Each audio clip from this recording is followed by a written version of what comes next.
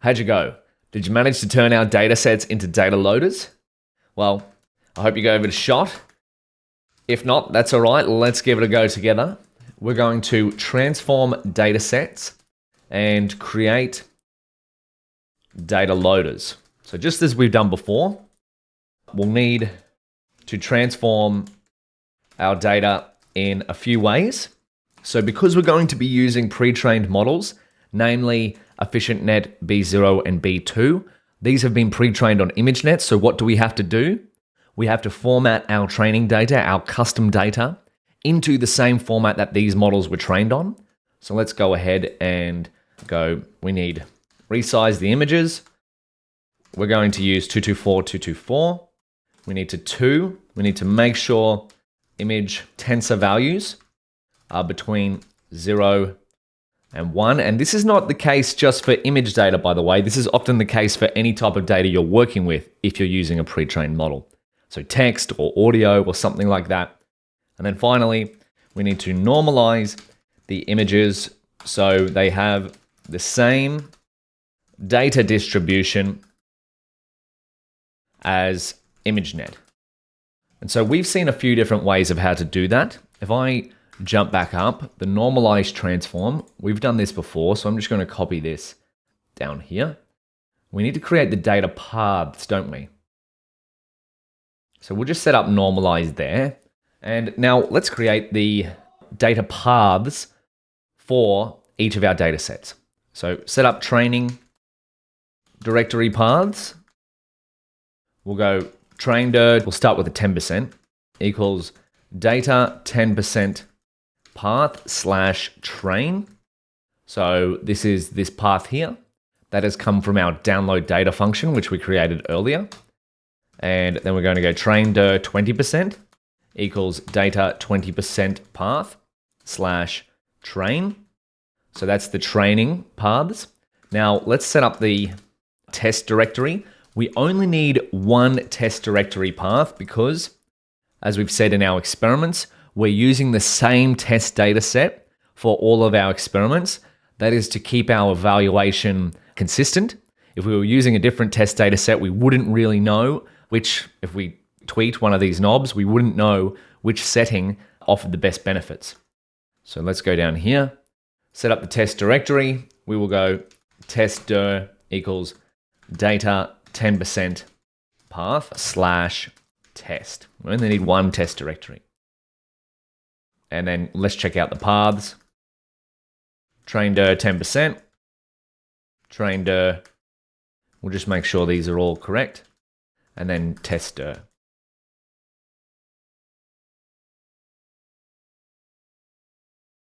Pizza steak sushi train. That looks correct to me. Pizza steak sushi 20% train. And pizza steak sushi test. Beautiful. So now we can create a transform.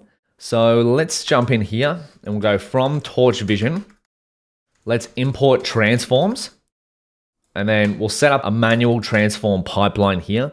We could use an automatic transform, but we're going to keep things consistent by using our own manually created one. Compose transforms into a pipeline. We'll go simple transform equals transforms.compose. And in here, we're going to call transforms.resize. So both of our models will use the same transform pipeline. Transforms.toTensor, make sure our images are between 0 and 1. And then we'll put in the normalize transform here. Beautiful. So we've seen this before. Let's now create our data loaders using our, we go into here, our ever faithful data setup script, and we're going to use create data loaders. This is opening in a new way. I haven't seen this before, but this is the function we want to leverage. Let's get out of that. And we will go here. So let's set a universal batch size equals 32. And we'll go create 10% training and test data loaders. So train data loader 10% and test data loader. We can call test data loader just plain old test data loader because we're using the same test data set across all of our experiments. data setup.create DataLoaders. And then I'm going to set the traindir is equal to traindir 10%. So I'll put that there. And then the testdir is going to be equal to the test directory. The transform is going to be the simple transform we created in the cell above. And then the batch size is going to be equal to the batch size. Beautiful. So now we can do the same thing, but with the 20%. So I'm just going to copy this. It's the same code, but we need to just change the path. So this is going to be train data loader 20%, same test data loader. So it doesn't really matter if we change this, because this is going to create it with the test directory path here, which is this one here. We've only got one test directory path. So we're just going to update this to be training dir 20%. And then let's have a look at, we'll print out a little bit of the difference. So number of batches of size, we'll go batch size in 10% train data, and then we'll go length. We'll get the length of the train data loader 10%, just to make sure our training data sets are, one is bigger than the other. So there should be double the amount of batches in the 20% training data loader. And then we could do this one more time for in 10% test data, because we only have one test data loader. We'll go test data loader.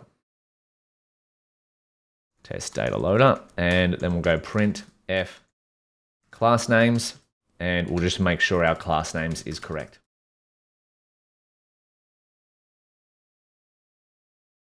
Beautiful, look at that. So number of batches in the 10% training data, we have 8, and number of batches of size 32 in the 20% training data, we have 15. So just under double. It won't be exactly double because 32 might not exactly fit into the number of samples we have, but that's close enough for me. And then we have number of batches of size 32 in the 10% test data is 3, that's okay. And then pizza, steak, and sushi. Looks like we're all ready to go. We've got some data loaded. Now, what's the next step? Well, it's time to create some models. So we've already discussed this. We're going to be using EfficientNet B0 and EfficientNet B2. My challenge to you is to create two functions that are going to return feature extractor models for EfficientNet B0 and EfficientNet B2 that we can use with our experiments. Because we want to create them as a function so that for each experiment, we're instantiating a new instance of the model architecture and not just retraining one from a previous experiment. So give that a go. We want one function to create an EfficientNet B0 feature extractor, just like we have in the previous videos, and another function to create an EfficientNet B2 feature extractor. I'll see you in the next video.